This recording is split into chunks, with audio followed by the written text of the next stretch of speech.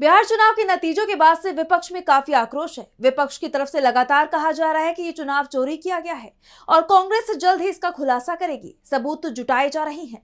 इस बीच विपक्ष की तरफ से बैलेट पेपर से चुनाव कराने की मांग की जा रही है। तो क्या चुनाव आयोग मानेगा विपक्ष की बात और क्या है पूरी खबर, जानेंगे इस रिपोर्ट में। देश में एक बार फिर से बैलेट पेपर से चुनाव कराने की मांग उठने लगी है। क्या चुनाव आयोग इस बात पर अमल करेगा?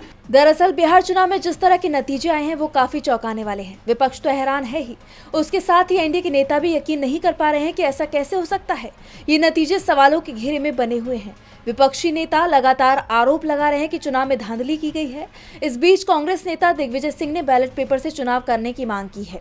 इसके साथ उन्होंने एक्स पर पोस्ट किया कि मैंने आपके एक्स पर की गई ईवीएम पर पोस्ट पढ़ी। मैंने इस पर काफी रिसर्च किया है। इसमें वीवीपैट यूनिट में सिंबल लोडिंग यूनिट में सॉफ्टवेयर डाला जाता है। उसके माध्यम से चिन्हित राज्य चुनाव के चिन्हित विधानसभा क्षेत्र के पोलिंग बूथ पर वो सॉफ्टवेयर केंद्रीय चुनाव आयोग के सेंट्रल सर्वर द्वारा डाला जाता है। इसका एक ही इलाज है, वीवीपैट स्लिप की रसीद वोटर के हाथ में दो, उसे वो अलग से रखे बैलेट बॉक्स में डाल देगा।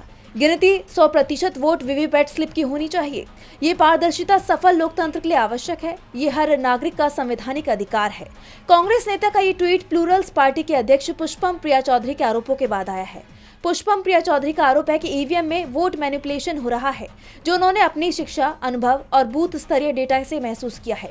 न सिर्फ हार से, वो कहती हैं कि मुख्य विपक्षी के वोट छेड़े नहीं जाते, बल्कि नए लोकप्रिय उम्मीदवारों के वोट नए दलों से चुराए जाते हैं, खासकर एक सीट पर।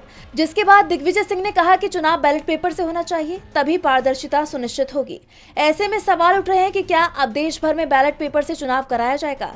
सवाल ये भी है कि क्या चुनाव आयोग राजी होगा? डीवी लाइव की रिपोर्ट।